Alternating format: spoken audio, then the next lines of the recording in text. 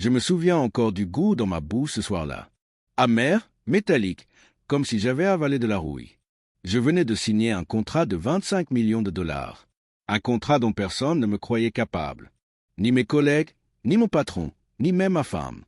Je pensais que le ramener à la maison serait une rédemption. La preuve que je n'avais pas fini.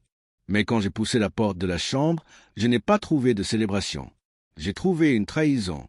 Ma femme, mon patron sur mon lit, ses lèvres sur les siennes, ses mains là où les miennes étaient. L'homme qui m'avait viré 7 jours plus tôt était maintenant chez moi, portant mon eau de Cologne, en train d'embrasser ma femme. Et quand elle m'a vu, elle n'a pas eu l'air coupable. Elle a semblé soulagée. Je l'ai rencontrée alors que je n'avais rien.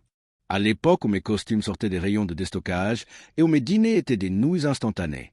Elle m'a qualifié d'ambitieux, a dit qu'elle admirait ma soif de pouvoir. Je l'ai cru.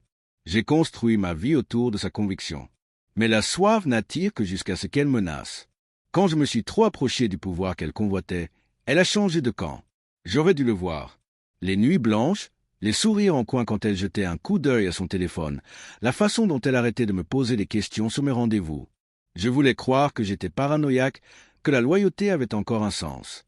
Mais la loyauté, j'ai appris, n'est qu'une monnaie d'échange parmi d'autres, qu'elle était prête à échanger. Ses parents ne cachaient même pas leur satisfaction. « Tu l'as mérité », a dit son père en sirotant son scotch comme s'il était le juge et le bourreau de ma vie. Sa mère a renchéri. Un vrai homme ne perd pas son emploi. Il n'était pas au courant du contrat. Je l'ai caché.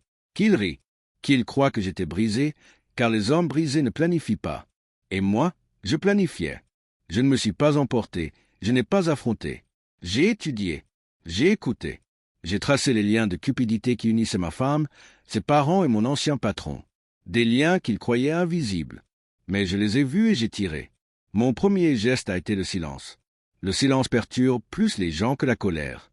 Il se moquait de moi en public, mais je n'ai jamais réagi. Lors d'un dîner, son nouvel amant, l'homme qui occupait mon ancien bureau, a esquissé un sourire narquois et levé son verre aux améliorations. Elle a ri. Ses parents ont applaudi. Je lui ai simplement souri en retour, comme si leur cruauté était un divertissement. Mais derrière ce sourire, je construisais quelque chose qu'ils ne pouvaient pas voir. Le contrat que j'avais signé n'était pas seulement commercial.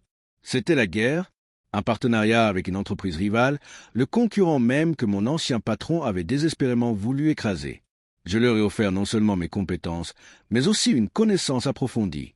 Une connaissance que j'avais cultivée en silence, comme un poison dans un verre. Je leur ai donné les outils pour démanteler son empire. Petit à petit, légalement, publiquement, irréversiblement. Je n'avais pas besoin de le toucher. Il me suffisait de transmettre la bonne information aux bonnes personnes. Et je l'ai fait. Le soir de la fête, c'était l'inauguration, un gala de charité que ses parents adoraient, où les apparences comptaient plus que la vérité. Ma femme est arrivée à son bras, drapée de diamants qu'il avait probablement achetés avec des bonus volés. Ils rayonnaient d'arrogance. Ils ne m'ont pas remarqué au début. Jusqu'à ce que les murmures commencent, les têtes se tournent, les flashs des appareils photo s'allument, car je n'arrivais pas seul. L'homme à côté de moi était calme, poli, posé. Le nouveau PDG de l'entreprise avec laquelle je m'étais allié, celui qui venait d'annoncer une acquisition qui a mis à mal l'entreprise de mon ancien patron du jour au lendemain. Quand l'amant de ma femme l'a vu debout à côté de moi, son verre lui a glissé des mains, son visage s'est vidé de ses couleurs. Puis il a murmuré assez fort pour que ceux qui l'entouraient l'entendent. Oh mon Dieu! La foule a compris. Les conversations se sont tues. Le sourire de ma femme s'est figé, la confusion remplaçant la confiance. Ses parents ont tremblé, mal à l'aise, réalisant trop tard que le vent avait tourné. Et je suis resté là, silencieux, à regarder la vérité s'imposer. La beauté de la vengeance réside dans la retenue. Je n'ai pas crié, je n'ai pas jubilé. J'ai simplement laissé le poids de la réalité les écraser. Chaque rumeur murmurée dans la pièce devenait une lame. Chaque regard furtif une blessure. Ils savaient. Tout le monde le savait. Leur empire était fini. Leur réputation ternie. Leur fortune s'évaporait plus vite qu'ils ne pouvaient la contenir. Et ma femme, elle, me regarda alors, non pas avec amour, ni même avec haine, mais avec quelque chose de pire, le regret. L'horreur naissante de réaliser qu'elle avait parié sur le mauvais homme. Mais les regrets ne guérissent pas la trahison. Ils ne font que pourrir l'âme qui les porte. Je suis parti avant le dessert, j'ai marché dans l'air nocturne avec la satisfaction, tranquille d'un homme qui n'a plus rien à prouver. Il pensait m'avoir enterré. Mais je n'étais pas enterré. J'étais planté. Et quand je me suis relevé plus grand, plus vif, intouchable.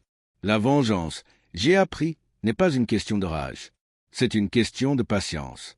De voir ceux qui vous ont sous-estimé s'étouffer dans leur propre arrogance. Ce soir-là, alors que je desserrais ma cravate et entamais ma nouvelle vie, je n'éprouvais ni tristesse, ni colère, seulement de la clarté. Ils ont détruit la version de moi qui avait besoin de leur approbation. Et ce faisant, ils ont créé la version qui s'en fichait, celle qui gagne toujours.